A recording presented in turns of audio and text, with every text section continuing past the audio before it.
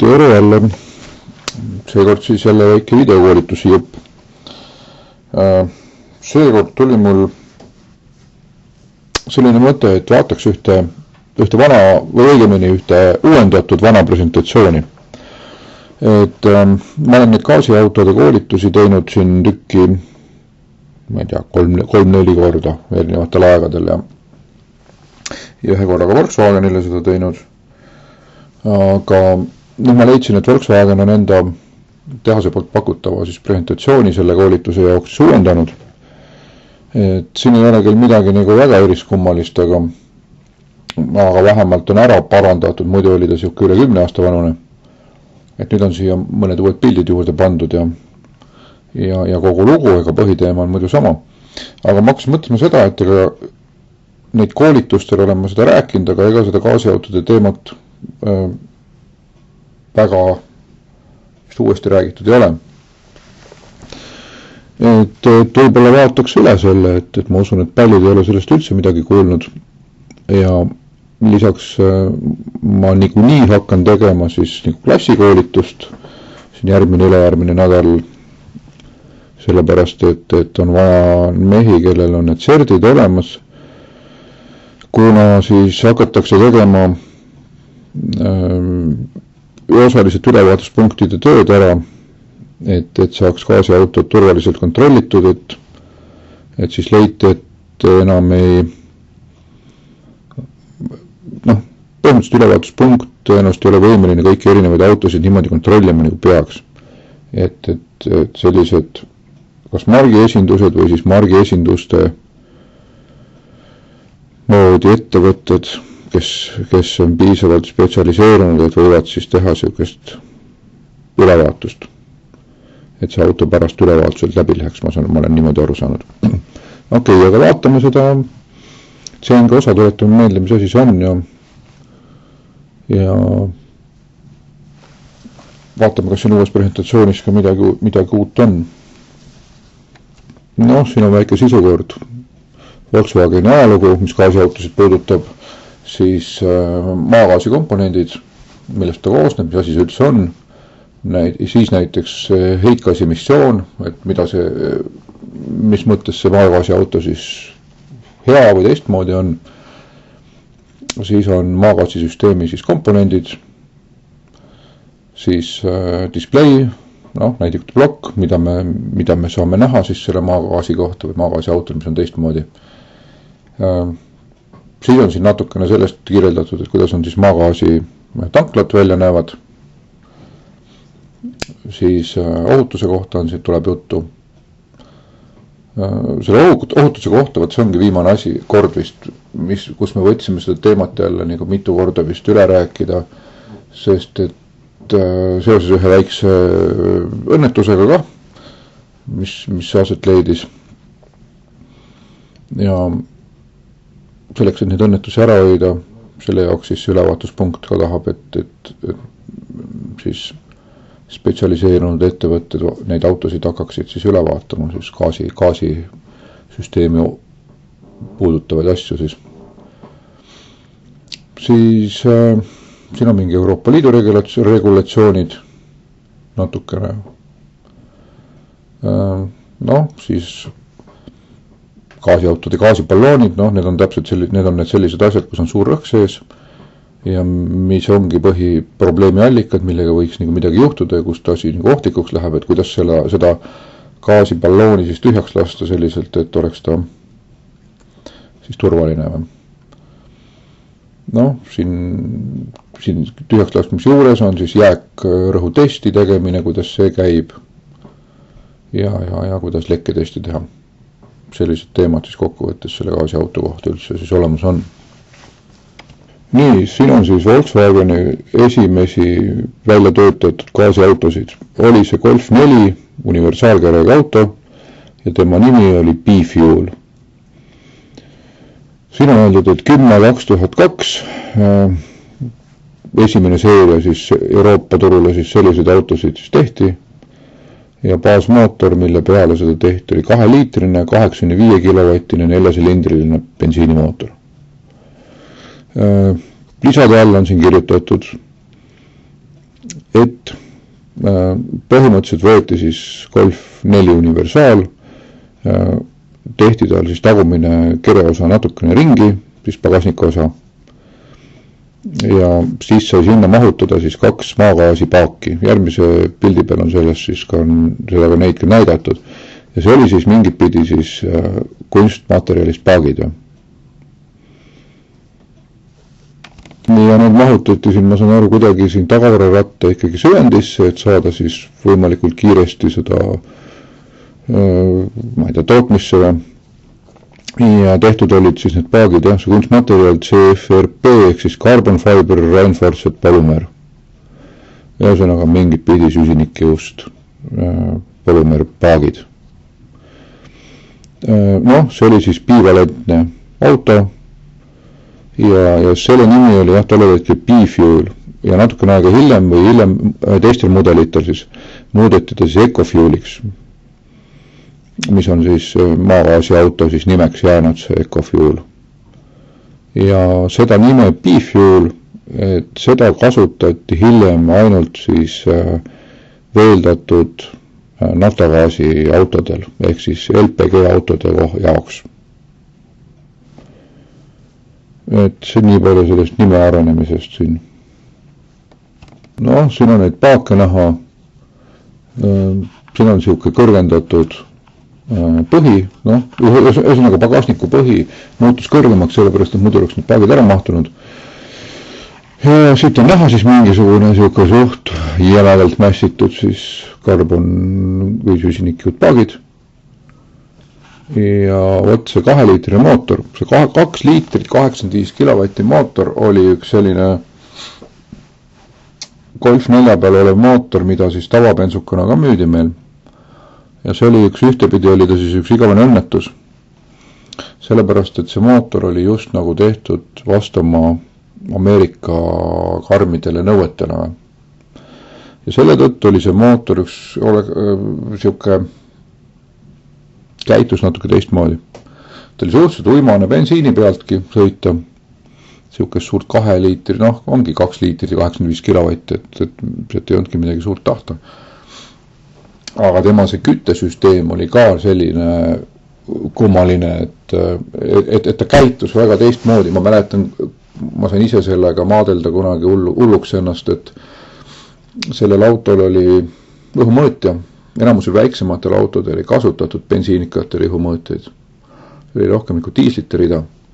Ja sellel autol tegi see õhumõõtja õppis põhimõtteliselt see auto otse ei käinud selle õhumõõtja näidu pealt otse, vaid selle abil ta õppis siis, et oleks täpsem,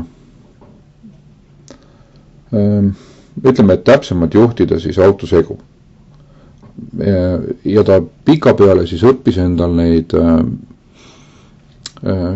korrigeeris siis mingid kõrguse näitu, ütleme siis nii.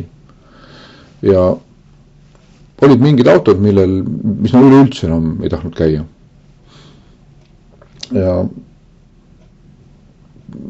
ma mäletan mingi diagnostika käigus, siis ma leidsin sealt kogemata, et mingisugune siuke Höhengeberi näit on, et see on -40 või midagi, või 40 midagi, ma ei mäleta kummale poole.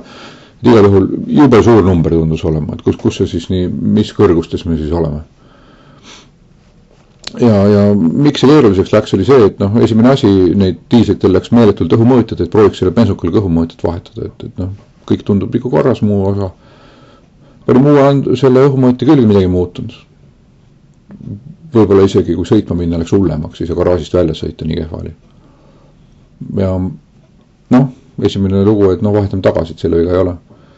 Midagi teha ei osanud ja siis tekkis siuke mõte, et see mingi õhumõõtja näit, või selle mitte õhumõõtja, vaid selle kõrguse näit, et see, kus ta nii mööda saab olla, et läks, prooviks sõita, vaata, mis teeb ikkagi selle uue selle õhumõõtjaga. Ja Tallinna Saksa automajas sain sõita Tabasallu. Selle sõidu jooksul siis tasakesi tiksus see number 0 poole ja tagasi tulles oli juba 2 ainult või 1 ja siis auto käis jälle ilusti. Ta oli siuke natukene teistmoodi juhtimisega ja seda oli mujalgi kirjutatud, et see on Ameerika turule toodetud küttesüsteemiga auto põhimõtteliselt. Juude eurooplaste jaoks oli siis mingit pidi ümber see läkerdatud natukene, aga põhiehitus oli selline. Ja seda, mis siin Golf 4 peal oli, sellised autosid meil tollel ajal küll ei olnud ja meil neid ei müüdud, sellepärast, et meil oli kütus vist nii palju odav, et seda gaasi huvitanud küll mitte kedagi. Oli ainult üks lisakeerukus ja nii edasi, et isegi keegi ei unistanud sellisest asjast. Teadsime, et kuhugi Rootsi neid müüaks, et seal oli maagaasikatega, gaasikaid nagu kasutati, aga see oli kõik. Ei olnud ka, ei olnud ei müügi pool huvi ega ostate pool mingit huvi selle vastu. Nii palju infoks, et siin nende paakide maht oli 74 liitrit ja kaal umbes 34 kilo siis. Natuke aega hiljem tulid välja meil siis Caddy 2 EcoFuel ja siis tuli välja ka Touran. Aga see Caddy oli siis siuke põhimõtteliselt, seda loeti siis nagu enam-vähem monovalentseks autoks, sellepärast et enamus oligi ta mõeldud gaasi peal töötamise jaoks ja see paak, bensiinipaak oli siis nii nagu nüüd viimasel ajal ka moodi on läinud siuke, ma ei tea, üle 10 liitri natukene, siuke hädapaak nagu.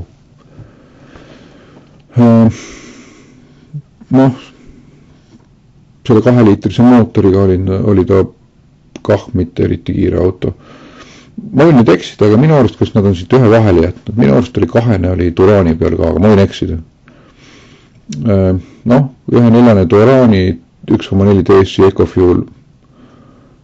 See vist oli natuke populaarsem ja tegelikult ega gaasiautode huvi tekkis tõenäoliselt siis, kui tuli see Passat 1.4 DSi välja. Sellel oli ka võimsust, et see jõudis minna, see 1.4 DSi oli turbo ja kompressoriga mootoriga. Ja sellest läks nagu siuke gaasiauto teema nagu minu arust lahti, et ennem oli ta siuke kallis säästukas kuidagi tundus. Ja minu arust siis olid need taksistid leidsid selle üles, selle auto, ja samamoodi nendel kõigil olid siis suhteliselt väiksed bensiinipaagid. Siin on nüüd vahe toodud ka, et mis asi monovalentne tähendab. Monovalentne tähendab seda, et see auto põhimõtteliselt sõitiski enamjaolt gaasiga ja see bensiin oli ainult siis teatud tingimustes käivitamiseks ja peale tankimist korraks käivitada ja nii edasi. Sellest, mille me võib-olla räägime, et mille pärast on vaja bensiini pealt peale tankimist just käivitada.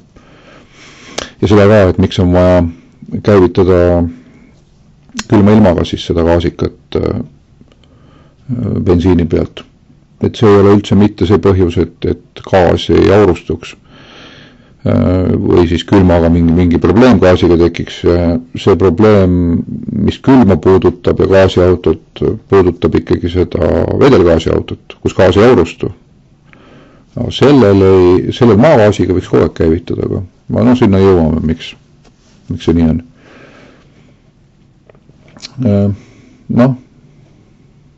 Neid autosid on vast kõik näinud. Siin on kõik, paljud on aktsioone teinud siin nendele paakidele ja nii edasi. Ja bivalentne auto on siis see, mis saab kasutada siis mõlemat piisavalt, et nii siis bensiini kui ka siis seda gaasi.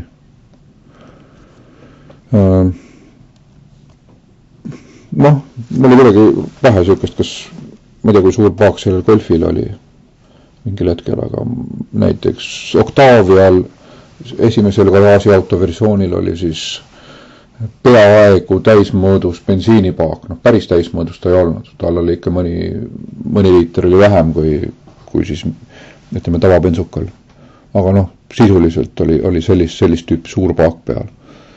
See oli taksistide muidugi kõige suurem lemmik. Ja paljudel on kahju, et siuke versioon ära kadus. Ja ehk siis see oli monovalentne, oli üks versioon, kus ainult sellega sõidetakse gaasiga. Bivalentne on selline, kus saab mõlemat kasutada. Ja siis tegelikult sakslasel on siin siis quasi monovalent, et siis peaaegu monovalentne. Päris õieti öeldes kõik need gaasikad, mis meil siin nende väikeste paakidega ongi siis nende õige nimetus on nagu peaaegu monovalentne. No siin on öeldud need autod, mis oleks just nagu praegu tootmises. Ehk siis EcoUp, meid see auto ka vist enam väga puuduta. Ma ei tea, kas ta päris momendi seisuga enam on, see oli tootmises, aga meie turul tundub, et teda ei ole. Siis siin on Polo 1-liitrine DGI, Golf 1 5-liitrine DGI ja Golf variant või Estate või 1,5-liitrine DGI. Siin on nüüd täpsemalt öeldud jah, et Polo alates detsembrist 2018 ja Golf variant alates siis jaanuarist 2019 muudeti siis bensiinipaagi suurust ja muudeti nad siis bivalentsest versioonis siis peaaegu monovalentseks maagaasiautoks. Ehk siis see, mis ma eelmise lehe peal rääkisin, et nad see Octavia lehekäpill alguses täismõõdus paagiga, siis jah, Golfil ja Polol ja neil olid ka siis suured paagid samamoodi, et järelikult. Miks ta muudeti ära? Põhjus on heitgaasinormides. Heitgaasinormid läksid karmimaks ja gaasi pealt saadakse heitgaasinorm nii palju parem, et küllap selle CO2 heitme numbri pärast oli odavam muuta see auto monovalentseks või peaaegu monovalentseks. Et sellega hoiti kokku, ütleme, rikuti ära suur bensiinipaak, aga samas hoiti kokku siis CO2 numbrit ja see on tehasele nii vajalik ja kasulik, et parem oli siis minna siis sinna väikse paagi ja peaaegu monovalentseks autoks muutuda ja seeläbi siis hoida kogu autopargi pealt siis mingisugune suurem hulk trahvi kokku äkki või. Ütleme, et CO2 heitme trahvi. Et niipidi. No umbes samal ajal tehti see Octaviale samamoodi niimoodi ära. Nii, mida sisaldab siis maagaas? Ehk siis teisisõnu CNG. CNG ise tähendab compressed natural gas ehk siis survestatud looduslik gaas ja tema sisaldab siis 80% mahust kuni 99% siis metaani. Mehaanilistelt või sellest ütleme oma omadustelt on ta siis värvitu, mitte toksiline. Mitte toksiline tähendab seda, et teisisõnu, et ta ei ole mürgine gaas. Probleemid temaga võivad juhtuda sellest, et kui seda gaasi on liiga palju, siis ei jätku enam õhku ja tekib lämbumine. Gaas ise enesest ei ole mürgine siis. Lõhn on siis, ta on lõhnatu ja see lõhn, mida siin mõned on siis tulnud seoses gaasiga, on tegelikult kunstlik lõhn sinna mõnikord juurde pandud, et muuta teda siis paremini äratuntavaks, et ta siis niimoodi kogemata ei saaks ruumis levida ilma, et me aru saaksime. Keemispunkt on -195 kuni -155 kraadi. Süütamistemperatuur või süttimistemperatuur 575 kraadi Celsiust kuni 625 kraadi Celsiust. Siin on öeldud, et bensiinil on siis 360 kraadi Celsiust ainult. Et selles mõttes võiks lugeda bensiini siis tuleohtlikumaks. Siis on süttimise limiit või siis ütleme vahekord õhuga on siis 4% kuni 17%. Ütleme, kui teda on vähem, siis ei saa me teda niimoodi õhus süüdata, kui tema protsent on väiksem. Ja kui teda on rohkem üle 17%, siis ta ka ei lähe põlema. Nii et tegelikult, kui me gaasipallooni sisse saaksime minna, seal me võime tikku tõmmata, et tal ei ole õhku, et põlema minna.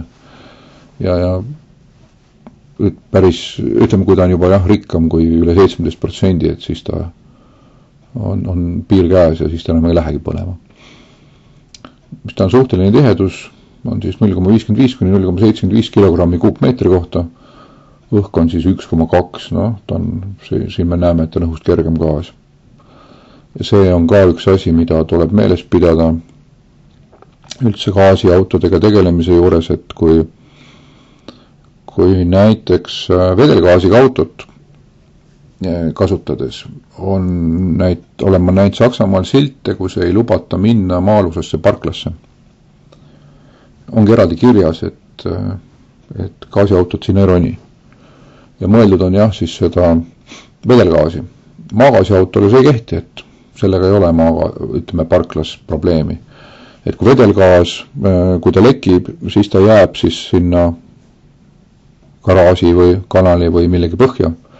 Siis maagaasiga õnneks seda probleemi ei ole, see aurab üles poole minema ja kaob õhku laiali ja kogu lugu, et meil ei saa tekkida sellist häda, et meil näiteks ta koguneks mingisugusesse madalamasse ossa nagu kanalisse või kuhugi ja siis üks hetk keegi viskab sinu suitsukoni ja käib pauk, on ju. Ta läheb üles poole ära ja tõenäoliselt lahtub seal ära. RON ehk siis peaks olema oktaani arv. See on siis kuni 140. Ühesõnaga ta on hästi detonatsioonikindel, see on mootorile ainult hea. Mida seda suurema suruastmega saab auto teha ja seda rohkem me saame just nagu kasutegurit sealt välja pigistada. Energia tihedus 1 kilogrammi kohta on tal siis 13 kilovatt-tundi. Siin öeldakse seda, et näiteks 1 kilogrammis diislis on 11,8 kilovatt-tundi ja 1 kilogrammis siis superbensiinis, super on vist siis 95 vist on siis 12 kilovatt-tundi.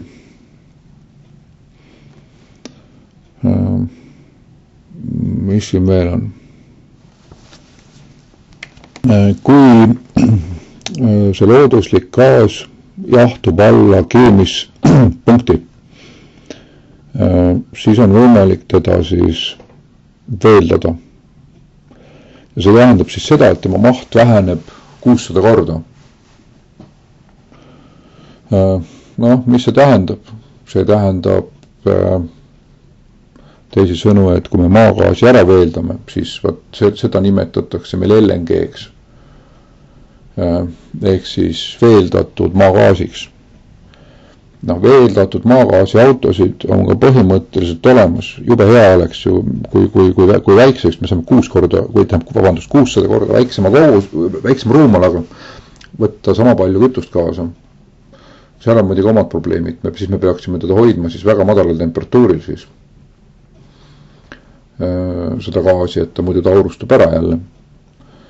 Aga see peaks meile või paljudele olema tuttav sellest, et täna, kui Vene gaas on teatud tingimustel mitte kasutatav, siis täna meile tuuakse ju seda maagaasi siis veeldatud kujul laevadega ja uudistest on kõik kuulnud ka seda, neid igasuguseid kai ehitamisi ja need probleeme nende asjadega seal veel lisaks. Sellest siin räägitakse võib-olla ka veel, et mis asi see, et kuidas seda LNG-d seal kusagil toodetakse või põhimõtteliselt teda kasutatakse selleks, et laevaga paremini vedada saaks, sellepärast et siis ta on 600 korda vähema ruumalaga ja siis on võimalik teda laevaga suuremas koguses vedada, et niisama surugaasina teda lihtsalt ei ole mõtet teda vedada, sellepärast et see laeva sõit läheb võib-olla kallimaks, kui see gaas ise väärt seal on. Ja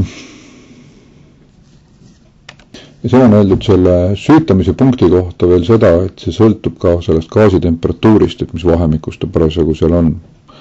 Mitte ainult siis sellest mahu, kontsentratsioonist.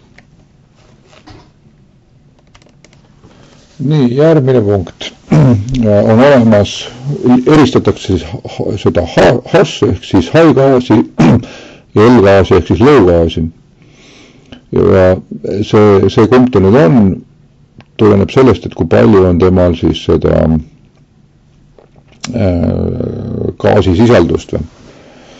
Et kui ta sisaldab 79,8 kuni 87 mahuprotsenti metaani, siis ta kuulub selle lõugaasi alla ja kui tal on siis 87 kuni 99 mahuprotsenti metaani, siis ta on haigaasi all. Mis see vahet on, ongi see, et gaasiprotsent on erinev, kui gaasi on vähem sees selles kogu maagaasi segus, siis on tema põlemisväärtus väiksem, see tähendab seda, et teda kulub rohkem, kui on tegemist haigaasiga, siis on kasutegur või ütleme siis tema kütteväärtus suurem, see tähendab seda, et me saame vähema kütusekuluga kaugemale sõita. Autodel on niimoodi, et nad selle lambda anduri abil teevad selle kindlaks, mis ta täpselt on. Ja näidatakse ka meile siis sinna näidikute plokki seda. Enamjaolt see gaas, mida me tanklates saame, see on haigaas ja see näitab suhteliselt põhjas on see kogu aeg. Meie kandis siin lõugaasi ei tohiks ette tulla. See maagaas, mis tuli Venemaalt, see oli kindlasti haigaas. Ja ma arvan, et see, mis siin tankeritega tuleb, siis veeldatud gaasina ja pärast ära aurustatakse ja meil tanklates ka müüakse. Et see on ka haigaasiga selle puhul tegemist. Lõugaasi, kust saadakse, olen ma näinud Saksamaal tema siis nagu maardlaks on seda palju nimetada. Sisuliselt oli üks plekist siuke alajaama suurune, väikse alajaama suurune siuke plekist putka keset metsa.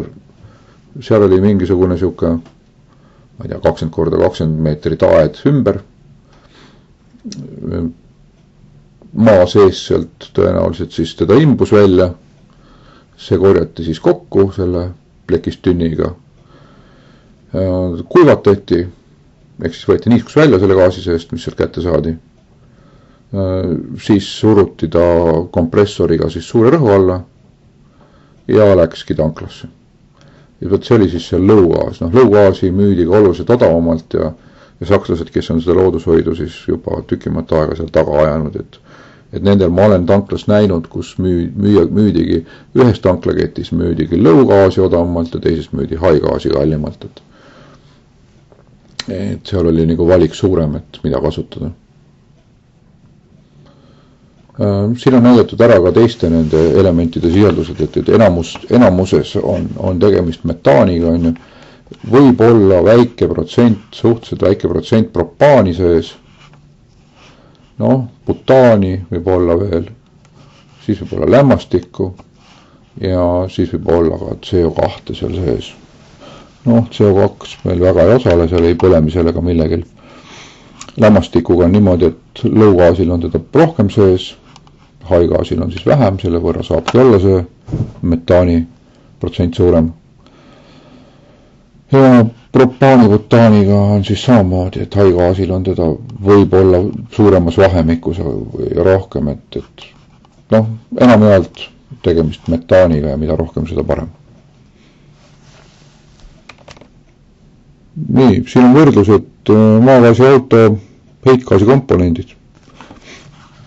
Siin on võetud selliselt, et kui me nüüd arvestame, et see kollased tulbad on siis 100%, see, mis tuleb siis, või 100% on võetud nende komponendite kogused, mis tulevad välja siis tavalisel bensiinimootoril. Kui see mootor nüüd panna gaasiga käima, siis on näha, et CO2 heide väheneb siin umbes, läheb siis 75% peale, ehk siis 25% väheneb. CO ehk siis vingugaas, seda on siin 2-3 korda vähem. Siin on üle 25%, 1-3 korda vähem, ütleme vähem kui siis vastavalt bensiinimootoril. CO kõrvetatakse meil katalysaatoris lõpuni ja moodsad mootorid suudavad seda järjest vähem ja vähem toota, et see ei ole nagu meile ka väga probleem. Vingugaase ka vähem, üle poole vähem. NOx ehk siis lämmastikoksiide, neid on samamoodi pea 4 korda vähem. Ja siin on siis, mis siis on osoon, siin on mõeldud,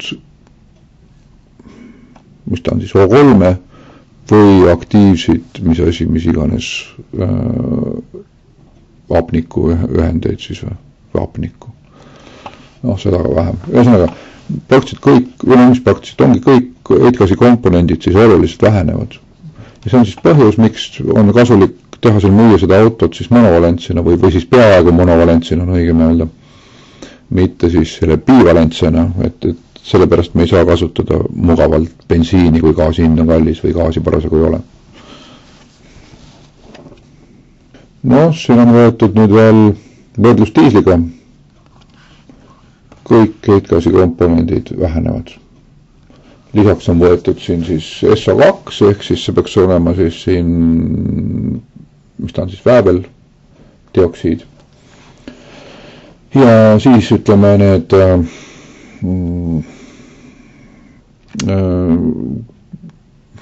tahked osakesed, ehk siis tahma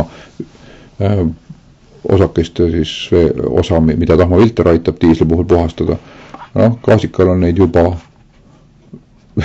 ma ei hakka kokku lugema mitu korda vähem.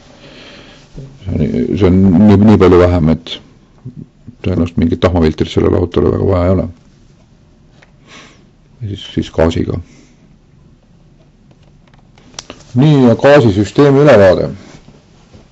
See on siis selline lihtsustatud skeem, kus on enam-vähem kõik gaasiauto komponendid peal. Ja hakkame siit otsast pihta. Number 1, gaasi täittava. Number 2 on tähistatud siis paagid, olenevalt autost, neid võib olla päris mitu tükki. Võib-olla 2 paaki, võib-olla 3 paaki, võib-olla 4 paaki.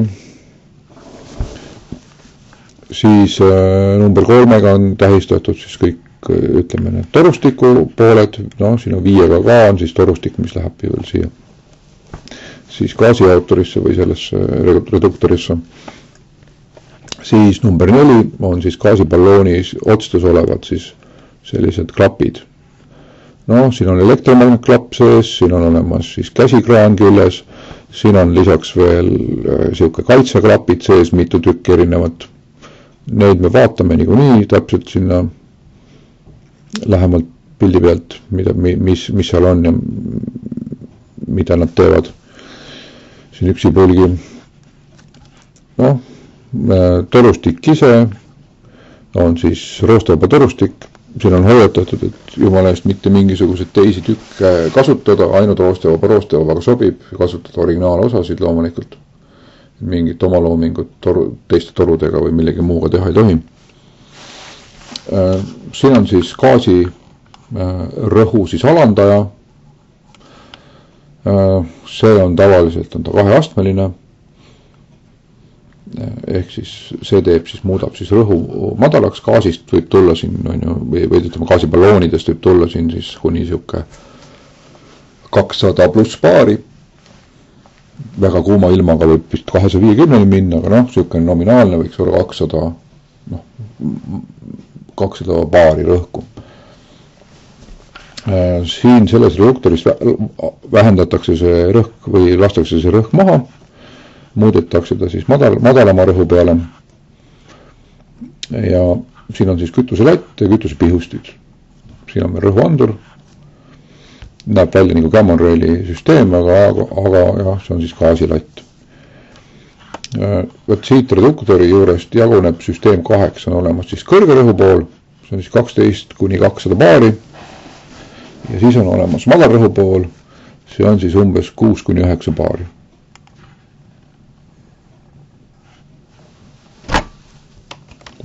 Siin on esimene komponent või osa gaasisüsteemist, millega puutub kokku iga klient ja kõik, kes gaasiautot kasutavad siis tõenäoliselt esimesena.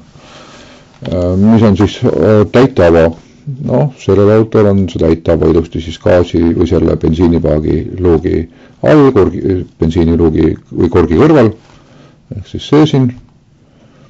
See on siuke tihendiga siis täitava ja siin on näha ka selle täitava siis väljanägemine või ristlõiga õigemini siis.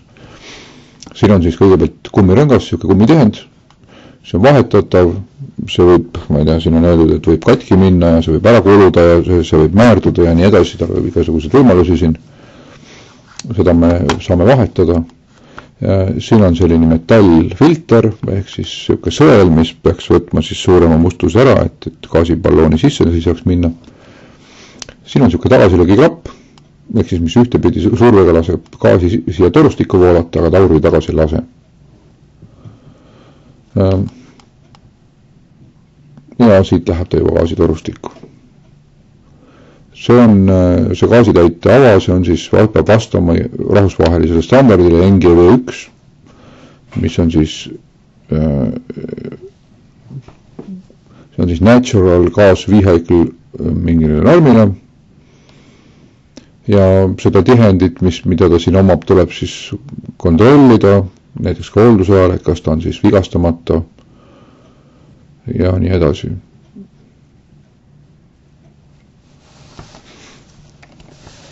Nii, siin pildi peal on meil näidatud metallist tehtud maagaasi balloone, mis auto all on.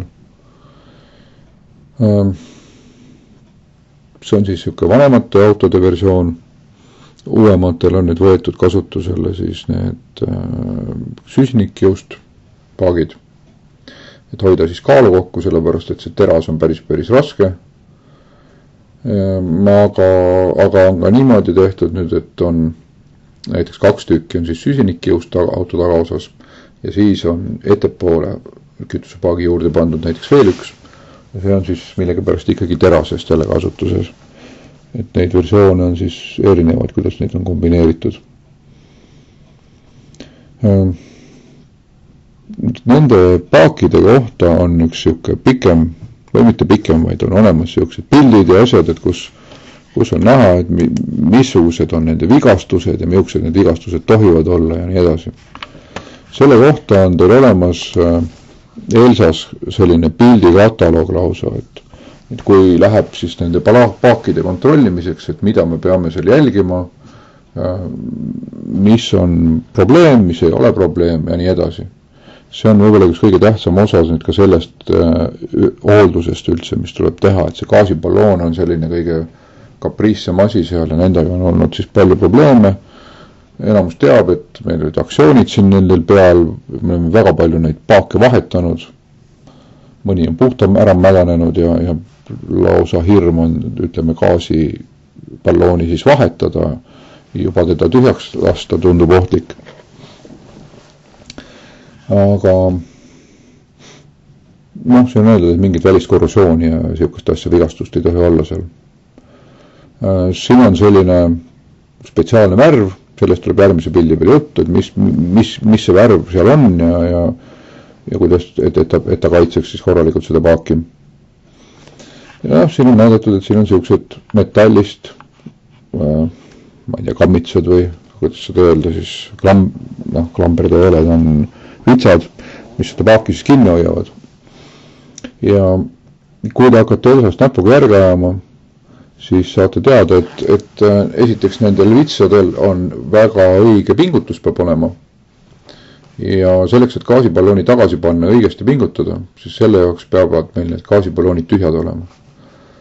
Sellepärast, et selle gaasiballooni läbimõõt muutub piisavalt selleks, et meil ei ole võimalik neid vitsasid korrektselt siis pingutada. Kui need paagid on tühjad ja me selle paagi sinna külge paneme, siis on olemas selline kaliiber, millega me mõõdame siin sellel vitsa otsas. See on nagu see veepandi pingutus või just puha erinevatel klambritel.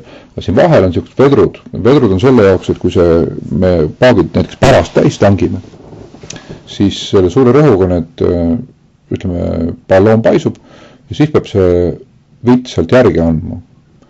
Ja siin on selline väikeste taldrikvedrude pakk. Ja võt, kui paagid on tühjad ja me ta alla paneme, siis sellises baasasendis peab see vedrude pakk olema siis teatud siukse paksusega. Siin on antud siuke spetsiaalne siuke kaliiber lausa tehtud selle jaoks, et seda paika panna. kui ma nüüd õigesti meelde tuletan, siis Škodal käis see asi nihikuga, oli antud mõõt, kui paks see pakid peavad olema ja nihikuga tuli see välja mõõta, et kas ta on paras või ei ole. Täpsne remondi info tuleb võtta Elsast ja selle järgi siis toimetada. Et seda ei ole mõtet siit niimoodi meelde jätta, te peate meelde jätma, et on väga konkreetselt oluline see, et kuidas me saame neid paake sinna külge panna, mis olekus ja mis oleku kohta kehtivad need reguleerimise näpunäited seal, mis Elsas on. Nii, aga ma arvan, et siinkohal me jätaksime selle teema pooleli ja vaataks seda siis järgmine kord. Tõenäoliselt siis 2 nädala pärast, siis kui ma seda salvestust jälle teen. Nii, aga tänaseks kõik ja järgmise korrani.